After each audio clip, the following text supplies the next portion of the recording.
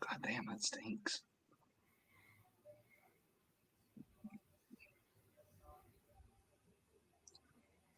Welcome to this edition of the Ballin' Out Podcast. I'm your host, Jordan, here with the other half of the Wet Bandits. Harry's on vacation. Marv is well shaved and clean for this edition of the show. How you doing tonight, Russ? I'm doing pretty good, Jordan. How you doing, buddy? Buddy, I'm good. I'm glad to have you on with us. It's like old times, ain't it? Oh man, starting the old bus back up. You're right, cranking her up. Buddy, we're going to talk about this that big orange and white game this weekend. We're going to talk some basketball portal news because we got a little bit to talk about there. And then we're going to talk about the Basevols. We're going to take a trip around the diamond. You ready to roll with it? I'm ready when you are, brother. Man, okay. So let's talk about that game in Neyland on Saturday, buddy. I mean, there was only 10,000 people allowed to be there. Wasn't it? Man, I don't know what to say about it. Just I don't know what you can really take from it, other than you got to see a lot of the younger guys go at it. We did see some of I think we've seen how deep our quarterback room is, honestly, though. I mean, Nico was Nico. He went 7 for 9 with 96 yards and a touchdown pass. You can definitely tell, though, that we were missing a few starters along the offensive line. Spraggins, Mays, Lampley, Carrick, they were all out. No sense in getting them hurt for a spring game, though. No, I mean, it stood out that we didn't have them, at least early in the game. I mean, but you're going to get that. I mean, you're going to get that with young guys coming in who ain't got a lot of experience. And that's the way our offensive line is. The backups don't have a whole lot of experience. Right. So the more experience we get is going to be good. Oh, yeah, absolutely. Especially game time experience. Like you can do practice. There's practice speed and there's game speed. They need game speed experience. And I'll tell you this, as good as our defensive line is shaping up to be, they got plenty of game speed experience Saturday. They needed it. That defensive line is going to be great. It's going to be spearheaded, obviously, by James Pierce Jr. Right now, he's listed as number 2 on CBS, behind only Travis Hunter. Dude, that kid is a freak, man. Like, get that boy out there and let him eat. Just let him eat. Let him do work. He did great last year on a team who, in a lot of people's eyes, under-succeeded what they should have been. But he over-succeeded what anybody probably even thought that kid had in him. Led the defense last year, and he's going to do it again this year. Oh, he led it by a long shot last year. But, here's the thing. I know we all got caught up in the idea of that Orange Bowl with Joe. And he looked good. He still, even though he pretty much had the same offense and the same skill players he had around him that Hennon had around him for that game. He did. But it's different to do it for one game and do it for a whole season. So it is. I know you and I bought into it. Me and Swan. Swan, he's taking a break tonight, which is cool. My man had to work. I get it. Got to make that paycheck. You know what I'm saying? But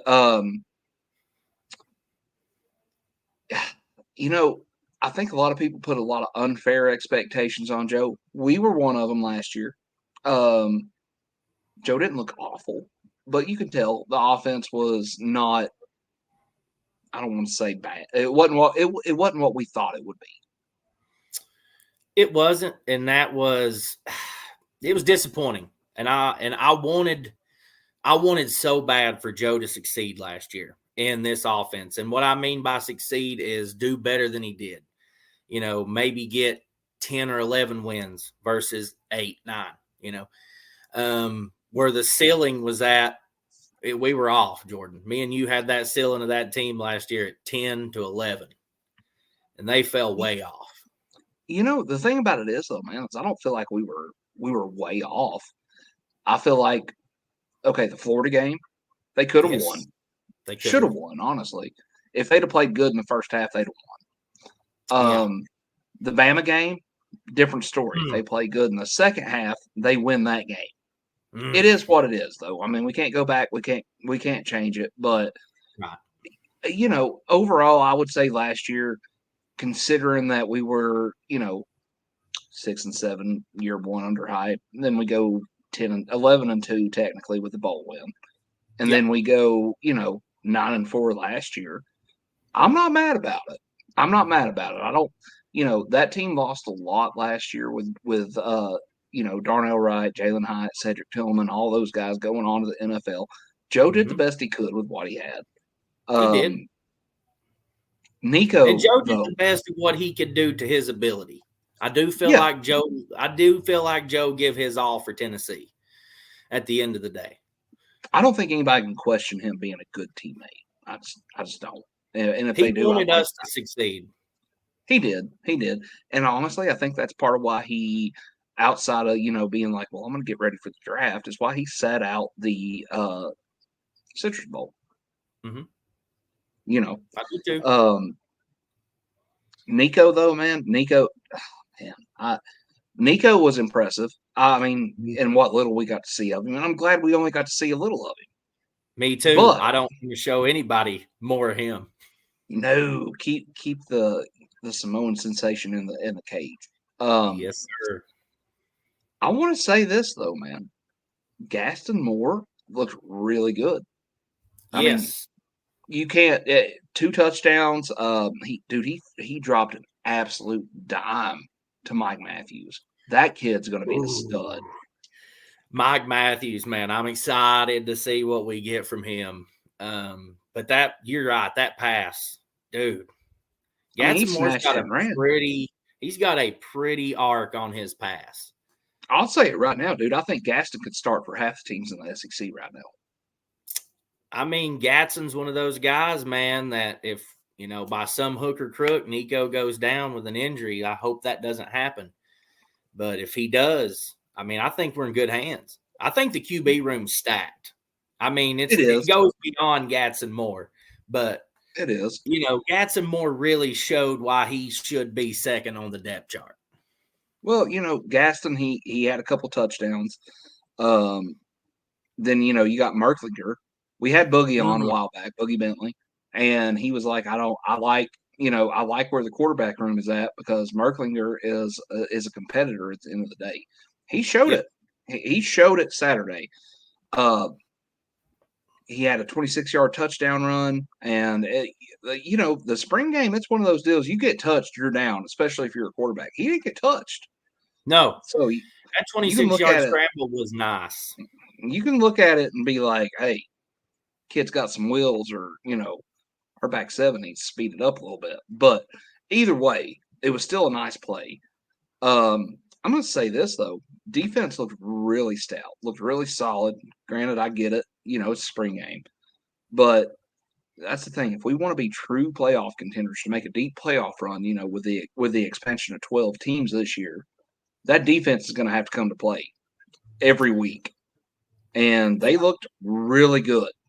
They looked really good. They got to be better than they were last year. To touch back for just a second on the QB room, you mentioned how good they are. One thing I did notice, and it was noticeably better, at least in the spring game. I know it's a spring game, whatever. The awareness of the defensive offsides and to take that shot downfield while you have a free shot. Like last year, I saw multiple games where we had a couple of defensive offsides and Joe would toss the ball to the side on a screen or he would hit a slant. Launch that thing downfield. That's the one time that I want to see you throw it downfield because it's not going to hurt us. Right. It's not gonna affect us if you throw a pick, whatever. It's gonna be in our favor. And I noticed at least 3 times in this game where when we hit one of them, one of those for a touchdown. But the other 2 we missed. But I'll take 5 yards and missing the 50-yard bomb for the touchdown, or I'll take the 50-yard bomb for a touchdown. Either one sounds good to me. Yeah, you're playing with house money in that situation. Just chuck it. Yeah. See what happens. Because it don't matter even if it goes to offensive pass interference. The ball don't go over on downs, even if they pick it off on that because they're offsides. Chuck it downfield. Throw it. Yep. I did not see that enough last year from this QB room. Yeah. So that yeah, was something I was in love with that during that spring game. Yes. Now the flip side of that, though, we had a lot of defensive offsides. We got to fix that. Got to fix that's that. got to be fixed. But it's like, go ahead. That's what the spring game's for. You fix what's coachable, and that's coachable. It's fixable. You got to do it. Some things aren't. Some things are. Everything that happens in the spring game, though, is coachable. From there on, if you don't fix it over the fall, it's habit, and you got to break habits at that point. Mm-hmm. So we'll see what happens, but overall, I thought the defensive line looked good. Defense looked okay. I thought the quarterback room is in good shape, and I thought the wide receiver room looked good. Because you got to look at it like this too, man. Squirrel didn't play. Nope. Brew didn't play, which is good. Get those young guys out there. Get the older guys healed up. Get the young guys out there, give them some experience. One young guy, because we saw a bunch of young guys in this game that I'm Mm-hmm. uberly excited to see play for us, not just this year, but in the future. One guy that I didn't get to see, and it really was disappointing for me, was Braylon Staley. Yeah. Wide receiver. He was number 21 in the class last year at wide receiver. That dude's going to be – he's not – don't get me wrong. Mike Matthews is that guy. Braylon Staley's going to be that second guy. I think he, if I remember right, I think he was kind of banged up a little bit, so they sort of kept him out. So it is what it is. I'm sure we'll hear a lot about him come fall. We will. Wide receiver room, though, man, that's what I want to touch on because Hype is really excited about this wide receiver room, and when that man's excited about it, we got a lot to be excited about because think about what he's had just since he's been here. Velus Jones. Velus wasn't great, but he's good. Cedric Tillman, Jalen Hyatt.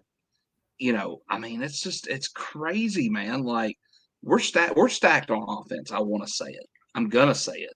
We're stacked on offense. You get the offensive line out there, you get them shored up, you get them healthy, we'll be fine. Because Nico's going to be good enough to make some hay. You know what I mean? Oh, dude.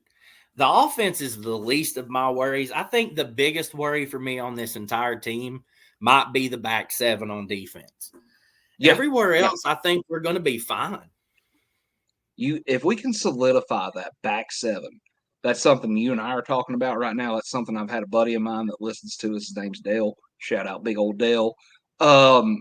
He messaged me on Facebook the day after and was like, if we can get that back seven solidified, we'll be an elite defense or a really good defense. That's a fact. That's a fact. No, it is. The secondary, that's where I feel like the secondary is where we really have to shore it up.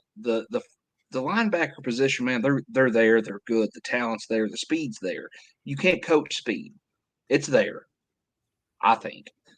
Just gotta let them learn the scheme, let them do their thing. They're gonna miss some stuff on the fly, especially in a game situation. That's just the way it is. They're gonna miss some stuff, and it's gonna probably be big when they miss it. But that's what happens when you play the young guys. Now, do you think that that's the reason that they moved Boo Carter to nickelback for us? I think that's a lot of it. I think that's a lot of it. That kid's a freak. He is, and he can play just about every position on the field. And I think putting him right there is going to be cash for us. I think having him back there on that back, I think he might be the most talented secondary player we've had since Eric Berry. I'm gonna say it. Ooh. I'm gonna say it. I can't really put my finger on another guy who brings in the athleticism that Boo Carter brings in the way Berry did. I'll tell you another good one. That many positions. I'll tell you another decent one that you could probably throw out there is Demetrius Morley. Back in the day, Demo was pretty good. He was He pretty good. was. He had that swag about him too, and I feel like Maybe I mean with maybe Jawan Jennings because he's a dog. right, but with a name like Boo, how can you not be a badass on the field? You know what I mean? Yeah. Just I'm overly excited to see him. Man, he's gonna yes, be me too. good. I'll tell you what else too, man. I'll tell you where I think he'll make another difference, a big difference at actually is the special teams game, return game in particular, especially on punt return. They Yes. worked him there all spring, so we don't have D Williams coming back. We've lost that luxury. He went to graduation, whatever it was he did, and man, like he could be a game breaker there because last year without D Williams we probably don't win that Texas A&M game. Oh yeah, he was the driving factor for that win. That So touchdown give us the momentum to win that game.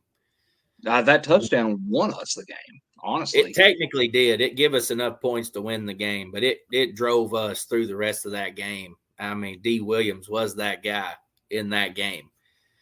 No, D But Williams was awesome as a returner though all season last year. oh yeah, absolutely. He was the last guy since really probably Cordero Patterson that we've had to be to where he gets the ball on a return. You're kind of like holding your breath, like is he gonna if he's got a chance to return it, is he gonna house it? Is he making house calls, or is he gonna take the knee and play it out? Well, if you remember late in the season, people stopped kicking him the ball. They was Oh like, yeah, "Nah, we ain't doing this." no, we ain't playing that game. No, they knew what But could happen. I mean, if he got Joe within 40 yards, we're scoring. yeah, there you go, and that's what I'm kind of getting at here is we need that guy to Tennessee needs that guy to put us in a scoring position to where even if it's 3, you come away from that drive and you're like, okay, we got points out of it. That was big.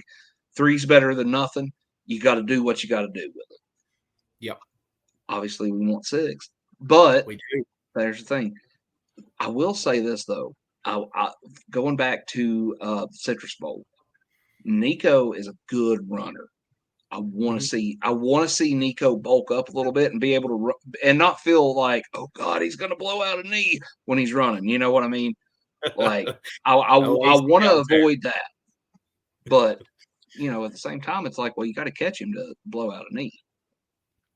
So Yeah, dude, Nico is holding back, and I think that's on purpose. I think the coaching staff's holding him back a little bit, telling him, "Look, don't give everything out of your holster yet. Use that against Bama. Use that against Georgia. Use that against Oklahoma in Norman. yeah, Do it somewhere that it's gonna surprise somebody. It ain't gonna surprise us. We know you're gonna be good. right.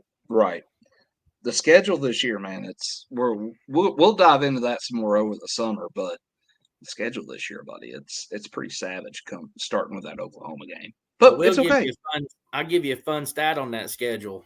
We're the first team in SEC history since 1965, Tulane, to have 4 at-home games in the SEC in a row. I've seen that, and that's wild to me, man. That is wild to me because it starts what with Florida. We got Florida. Starts with Florida and ends with, I want to say, Georgia. No, we got to go to Georgia because Georgia was up here. Okay, then Maybe Georgia's it's Bama. the game. Okay, yeah, that would make Maybe sense. Maybe it's Bama. I know that there's a 5-week span. We've got 4 games at home, and they're separated by a bye week. Florida comes to town. Kentucky comes to town. Alabama comes to town. Who would be the other one? Who Vanderbilt? would be? No, it wouldn't be Vandy. No, it wouldn't be Vandy. We played them here. Yeah. I don't know. I'll have to look. But I know that's got to be at least 3 out of the 4. I just thought that was a weird stat to hear. It is, especially with it being 2024. That happened in 65. I mean, that's crazy. It is, man. Like that. That's crazy. I'm trying. And we're the beneficiaries. What? Right? Here's this, and I'll say this. This is how far Tennessee football has came in the last 10 years. 10 years ago, we're like, it don't matter where we play them at, we're losing. I mean, Yep. there's not a game on that football schedule this upcoming season. And again, we'll break it down come over the summer because we got plenty of content to put out over the summer to talk about that with. But there's not a game on that schedule that we should lose. You know what I mean? Not saying we can't lose them, but we shouldn't lose them. There's 2 on the schedule that jumps out for me. Like you said, we'll jump into the schedule later on in the summer and stuff. But there's 2 on the schedule that jumps out for me: Oklahoma and Georgia. That's my 2. That's my 2. I mean, road games. The rest of these games are winnable, man. They're road games. Even though they're road games, are still winnable. But we know what kind of issues we've had winning on the road the last 2-3 years. You got to be concerned for them. But give me one. You don't have to win both of them. Give me one of them. Split them. I like our chances in Norman. I'm not going to lie. Show me that you can win on a hostile environment. Norman's hostile.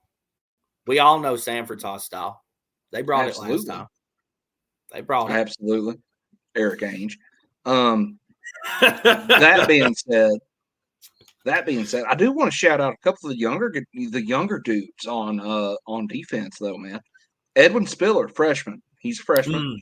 Around the ball a lot, 6 tackles and a sack. Jeremiah Tellender had 2 sacks, 4 tackles.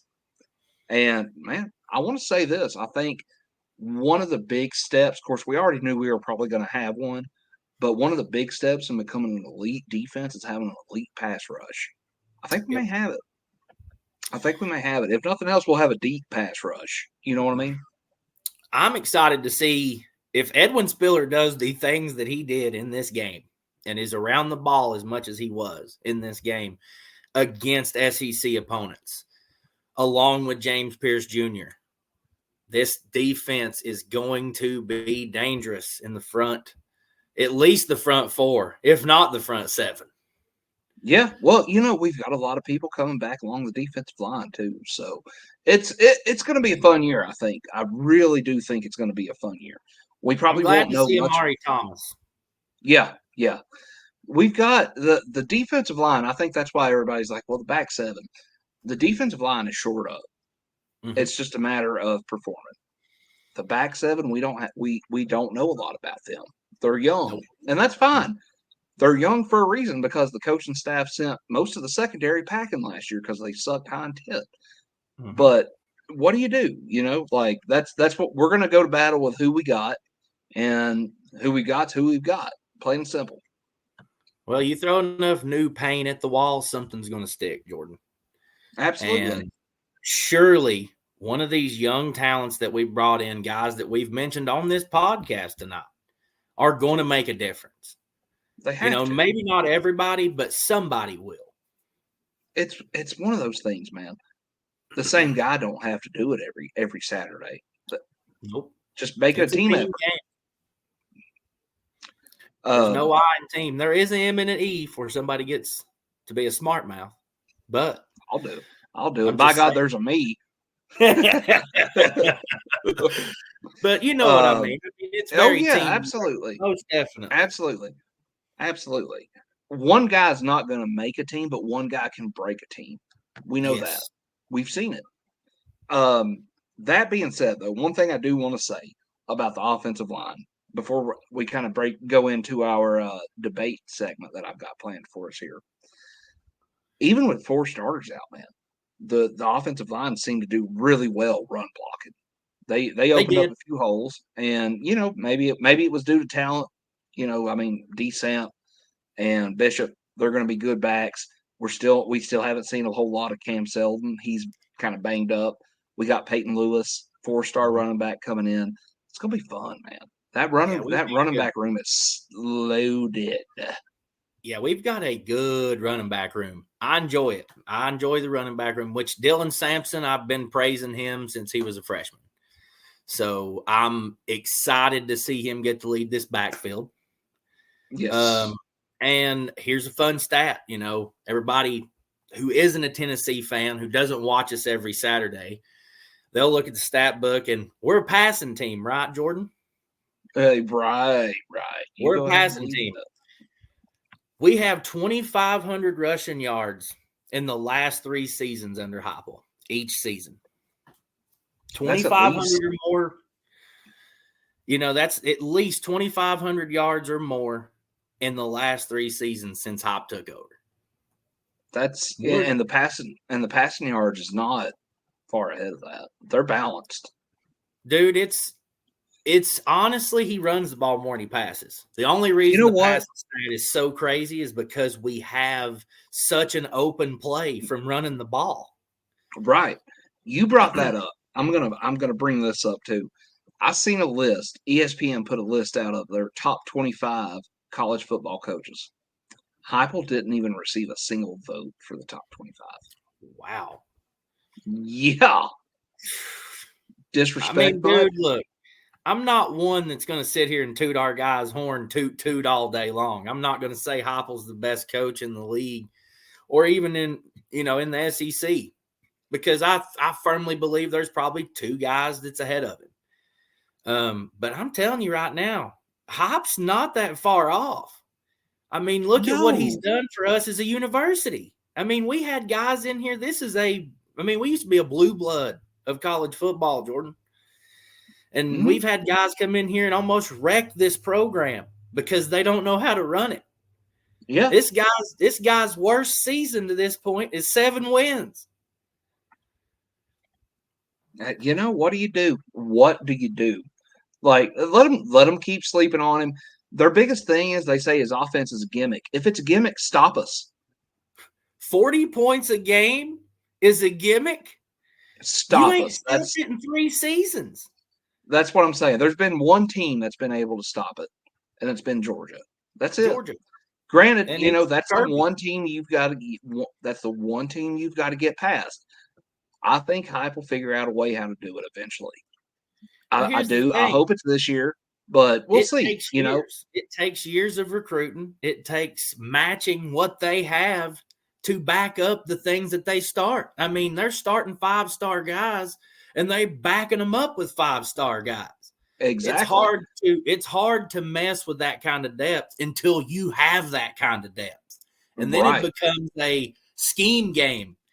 Kirby, how good is your scheme when we've got another 5-star guy to come in and help this guy who's tired? Right.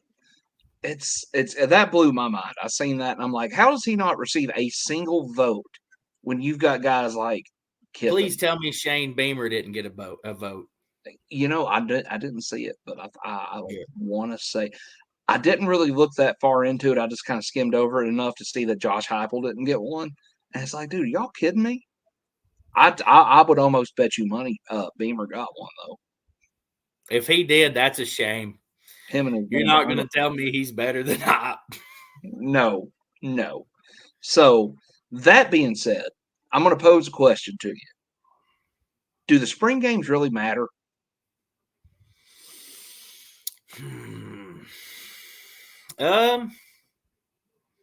Yes and no. If I can take that stance on it. Which side are you taking? Like, if you've got a gun to your head, no questions asked, which side are you taking? Yes. Okay.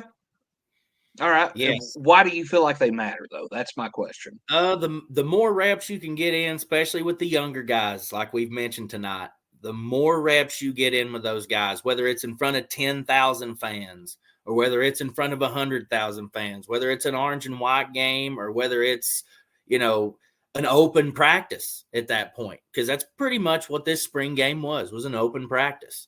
Yeah. You get those reps in front of a crowd. You get to hear the cheering. You get to hear the stadium noise. You get to hear the music. All of that shit matters. Yep. Every bit of that matters. And to a college kid who, some of these guys are coming in, like Boo Carter. He's coming in from Chattanooga. Yeah, he had a big following coming in, 39 scholarship offers. It ain't nothing like stepping into Neyland, brother. That's true. See, okay, so I'm gonna agree with your stance on it, and I'm gonna say this though: they do matter, but they don't, and it depends on how far up the pecking order you are. They don't matter if you're somebody like, say, Nick Saban has been for the last 10 years. You know what you've got. It's just a formality at this point. You might, because you're not showing anything. You're not going to Mm-mm. go out there and show a quarter of your offense. You want to see what these young guys can do, and that's okay. Now, if you're a guy in your first year, like maybe Kalen DeBoer, somebody like that, even if you kind of know what your talent level is, this is one of those times where you're like, okay, I'm going to stick them out here. I'm going to see who's really bought in. Right. You find out in the springtime and in early fall practice who's bought in. I don't think it's questioned with guys like Heupel, this, that, and the other. Heupel, Kirby Smart, you know, even Well, your some tenured, like you just said, your tenured coaches, like your Nick Sabans, your Kirbys, your Hops, those guys have had multiple years on campus. They're building their roster. So some of these guys that they've got starting for them now, they've known them for 3 years. They've known them for 4 years because they've recruited them through high school. So, and like for Nick Saban, I mean, when he was there at Bama, he was recruiting guys in their sophomore year in high school. right. Same thing with Ohio State. So, I mean, those teams who have already built their roster for the next, 3 recruiting classes are having to go into the younger guys in high school and almost bet on potential at that point, which ain't necessarily a bad thing if you're Saban. I mean, look at all the talent that guy pulled in without It's a really having to luxury. fight for him. I mean, didn't have to fight for him in the season that they were coming out. So, because he had already recruited him so heavily. Right. At this point, it's a luxury. At that point, it's a luxury. So, I pray that, we get to that point. I think it's coming. I don't. Here's my thing though. Hype may not win a natty. He may not win multiple. He may. Let me back up. He may not win multiple natties. I think he can get him one at least while he's here. Even if he don't, though, man, Tennessee football is light years ahead of where it was when he took the job, and 10 years ago, 15 years ago, when Lane Kiffin took the job. And I like Lane. That's saying a lot. I like Lane. Lane had talent. I seen this thing the other day, actually. Who walked into the worst situation? Kiffin after Fulmer, Dooley after Kiffin, Butch after Dooley, or Pruitt after Butch, and then you got Heupel. I'm going to tell you right now, Heupel walked into the worst situation out of all those.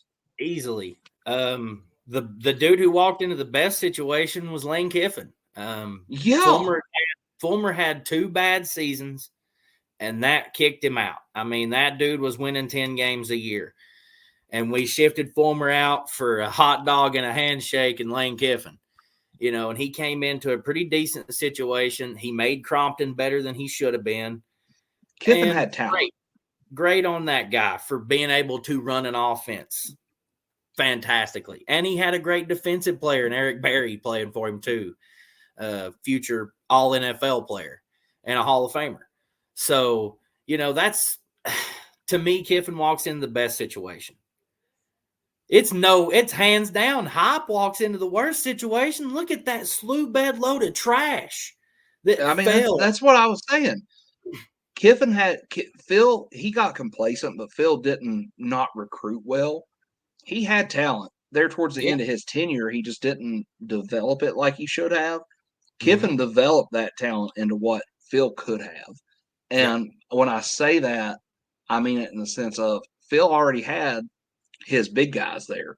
You knew what you were getting out of his star players. Yeah. Kiffin developed his next set of star players. After Kiffin, Dooley, I think Dooley would have been okay, honestly, if he wouldn't have made such awful coordinator hires, man. Jim Chaney was the best hire he made.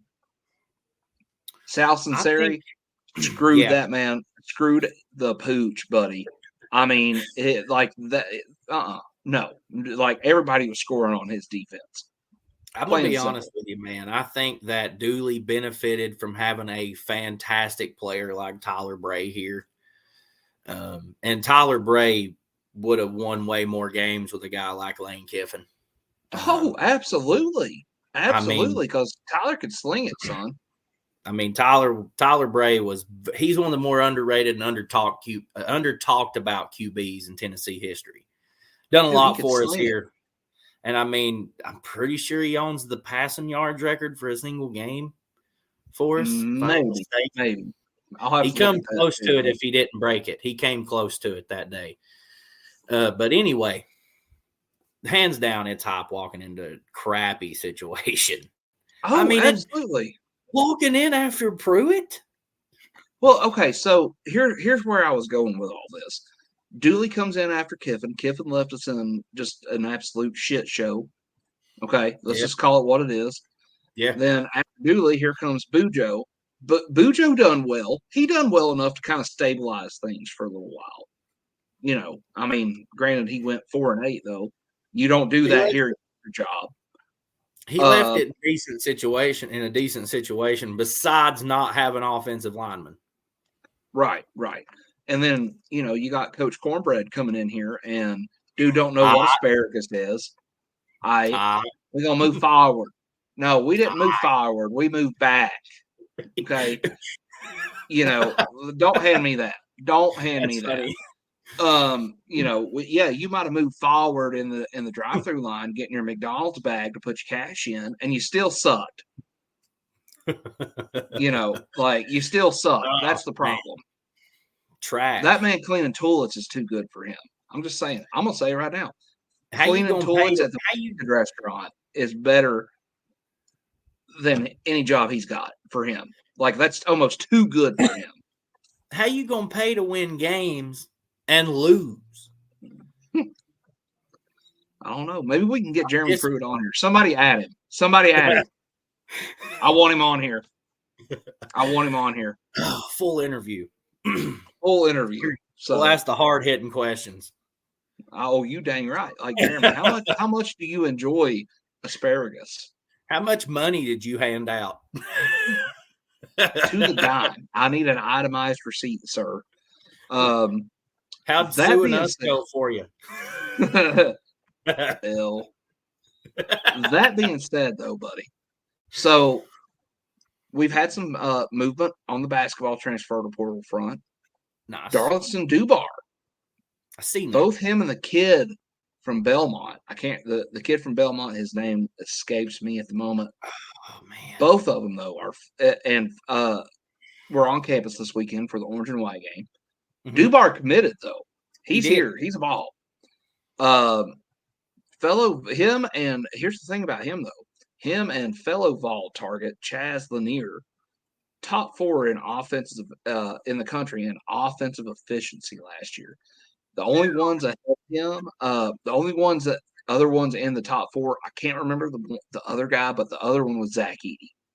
Oh, so you're shitting in high cotton there. Easy to have that much when you sit in the paint all the time. Camping, Coleman. Trash. Oh, Coleman. That being said, sounds like there were some rumblings that Jemai Mashak wouldn't be back. He's coming back. That's what's been said. Adu, though, man, Jonas Adu. Supposedly, okay, he was leaving. He was going to leave for the draft. His agent said, Jonas, I think you can go to the draft and you'll get drafted, maybe late second round or whatever. Mm-hmm. Well, I guess Jonas wasn't happy with that analysis, and he cut his agent loose. So from what I've heard, and his agent, Bass, I hate to say it, his agent was probably right. Jonas, no, you're not going to the NBA this year. You're not. Hired a new agent. His new agent was like, well, you should ask Tennessee for double the money on your NIL deal. And Ricky Dale and the staff said, nope, see you, bye. Yeah, bud. I mean, did anybody watch the Purdue game? This is where I'm going to give Purdue a little bit of credit. Zach Edey owned Jonas. Owned him. Estrella did better. Well, here's the thing. Seemed like this year, and Jonas has improved a ton. I don't want to knock him. He had his games. He did. But it seemed like this year when we played a team with a physical big man, not just a physical big man, but a big man that could just, Yep. push him around. Jonas didn't have an answer for him. Jonas couldn't handle it. Nope. He got owned. Didn't And he like looked physical basketball. no, he looked timid as a kitten against Edie. And Afraid he's going to get bumped into. Afraid he's going to get hurt. I mean, I would be too, somebody that big, but here's the thing. Somebody that big that could also stab you. Use your size, bud. Yeah. I mean, somebody that damn big. Too. Right. It's kind of like in the post, the way I look at post play in college basketball, especially, it's kind of like offensive line, defensive line. Low man's going to win. Mm-hmm. And Jonas Jonas ain't going to do it. Jonas couldn't push my big ass out of the lane. All right. Not if he wanted to. That's just the way it is. He might steal the ball from you, but I can back him down. That's right. I'll back him down like juvenile, son. Yeah. Just don't even. That's cupcake work right here. There you go. That's like handle my light work, That's what I've been told though, or what I've heard anyway, is that, that he wanted double the NIL money and the staff was like, nope, see you later, Jonas. I think it's funny that anybody off of this team besides Dalton Connect thought that they were going to be an NBA player. Yeah, that's true. I'm not being harsh, but we didn't have another NBA style player on this team but Dalton Connect. Yeah, that's true. That's true. So, with that being said, Tobe Awaka decided he was going to hit the portal. Well, then it was said, well, since Jonas is gone, he's coming back. Mm-hmm. Which that's probably a pretty solid assessment, I would say. But it come down to now Igor Milich Jr. from Charlotte, 6'9". That's the new name to watch in the portal. Word has it, Tobe is on wait and see mode. If we take him, Tobe's gone. Which I don't blame him. I can't be mad at the kid. Like, no, do what's best for you, buddy. You got to do well, what that kid's good enough to start somewhere. He's good enough to be a starter. So, I mean, if you're not going to get that nod here, man, you don't want to be a six man, because that's what he'd be for us. He'd be six man if he wasn't starting. But no, I want to see that guy succeed. So I'm with him. If he ain't getting to start, find you a starter, man. Find you a place to start. I still want to see him here, though, man. Like that kid's toughness, I love it. I fell in love with how that boy plays ball the last 10 games of the season. Like he gets down there, dude, and he bangs like a screen door in a hurricane. I love it. I could see him going over and playing in NC State. Ooh, DJ Burns joining up with it. Man, that'd be hellacious right there. If DJ Burns comes back, I don't know. I think he might have been heading out. Yeah, the hell of a tournament. So right. That's it, buddy. So that being said, I think we've touched on everything with the basketball portal. Let's talk about the Basevols. Basevols. So did you know the Tennessee baseball team is your current home run leader in all of college baseball with 101 on the season? 101 home runs? 101 dingers. Yes, sir. Wow. Dingers. So I seen us walk off one a couple of nights ago on the old X. So, yeah, dude, I'll tell you what. So LSU was in town this past weekend. Get the brooms out. The Vols swept them, which is big, actually. LSU's not a bad and they're not a bad baseball team. They're young this year, though. And it helps a lot be able to beat them whenever you don't have Paul Skeen up there throwing absolute piss missiles at you. Yeah.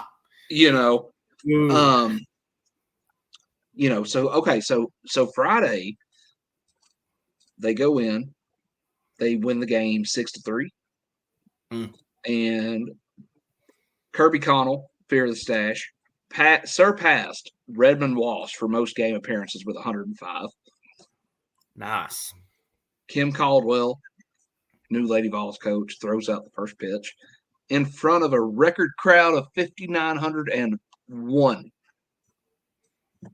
So, Wow. yeah, that new stadium, buddy, it's the bee's knees. Billy Shout Amick out, was back in though. Go ahead. Shout shout out out who? Lindsey Nelson. Lindsey Shout Nelson out Lindsey Stadium. Nelson. Word up. Billy Amick though, buddy, he come back in the lineup in a big way with a dinger. Vols had a strong fifth inning though. That's what put him over the top. 3 runs in the fifth, thanks to 2 LSU errors. That's what put him over the top to win that game 6-3. Saturday, Basevols win in a pitcher's duel, buddy. True pitcher's duel, 3-1 in front of another record crowd, 6,155. Yeah. Don't tell me the orange and white game didn't help with that. You know what I mean? Yeah. But Yep. still. People was like, hey, we're done watching this. Let's go watch the baseballs. Right. Drew Beam got the win, moved to 5-1 on the season. Nate Snead gets his third save on the year. 3-1. You take it how you can get it.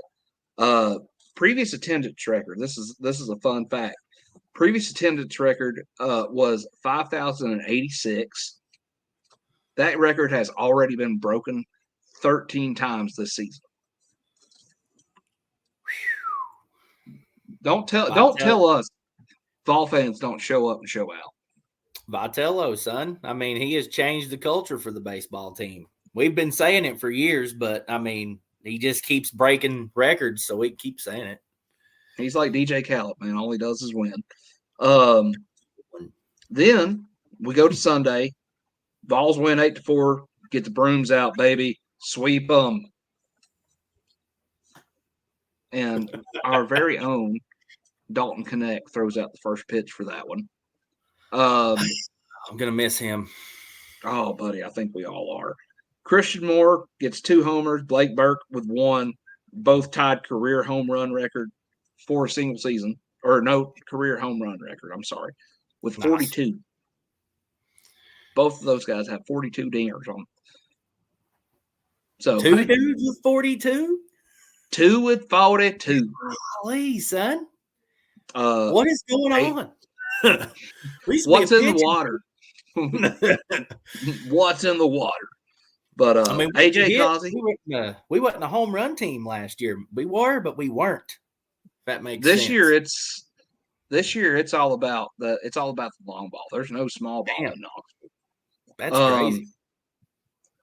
Then, but to close it out with, AJ Causey got the win on 4 2/3 innings with 7 strikeouts. So, what this past weekend tells me is maybe the pitching's getting a little bit better. That was a cause for concern earlier in the year. And the bats the bats have been there all year long. Clearly. So I can't. If we can get 101 at this point in the season's crazy, isn't it? We done the Volling Out baseball special earlier in the year. We said 50 wins. I don't think we hit 50, but it's going to be close. It's going to be close. So, do we get it done this year?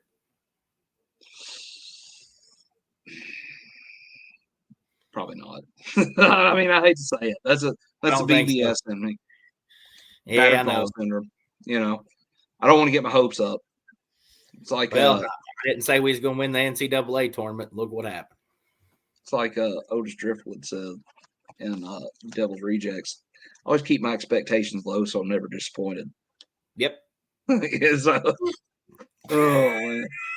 not being the best movie, but not on here. Oh yeah.